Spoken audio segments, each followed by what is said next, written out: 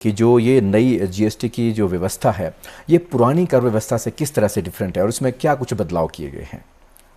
जो गुड्स और services tax है वो एक इनडायरेक्ट टैक्सेशन सिस्टम है और वैल्यू एडिड टैक्स की तरह ही है, जो वैट हमारा 2005 से हिमाचल में हमने लागू किया था जी। लेकिन जहाँ तक आप बात एक कंपैरिजन की करते हैं या रिफॉर्म की करते हैं, तो ये पूरी तरह से एक रिफॉर्म्ड वैल्यू एडिड टैक्स है जो व्यापक है और बहुस्तरीय है, जिसके अंदर बहुत सारे जो कर थे आपके, जो पहले के कर प्रणाली थी उसके अंदर अगर हम राज्य की बात करें तो वैट या सीएसटी, खाने की हम बात करें तो आपका जो है लग्जरी टैक्स अगर आप जाते हैं होटल्स में या रेस्टोरेंट में, और अगर आप सिनेमा देखने जाते हैं तो एंटरटेनमेंट टैक्स, एंटरटेनमेंट ड्यूटी, बाहर से सामान लाते हैं तो एंट्री टैक्स, और जो आपका मैन्युफैक्चरिंग पे लगता है वो आपकी एक्साइज ड्यूटी। उसी प्रकार से बहुत सारे जो कर थे पहले की कर प्रणाली में, आपको बहुत सारे करों से जूझना पड़ता था,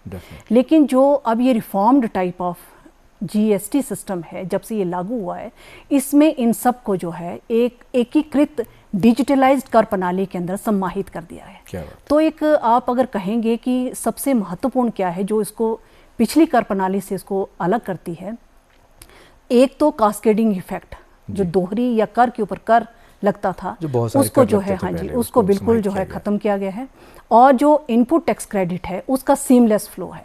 पिछली कर प्रणाली में जो कर आपको जो इनपुट टैक्स क्रेडिट था वो अपने राज्य के भीतर ही जो आपकी प्रोक्योरमेंट होती थी उसका आपको फ़ायदा मिलता था क्रेडिट में, इनपुट टैक्स क्रेडिट में। लेकिन अब आपको जो है वो पूरे भारतवर्ष से आप कहीं से भी कोई प्रोक्योरमेंट करते हैं वो सीमलेस क्रेडिट आपको अवेलेबल होता है। ये दो जो है वो सबसे महत्वपूर्ण जो है वो आप कह सकते हैं एक बदलाव है। हाँ जी, बिल्कुल।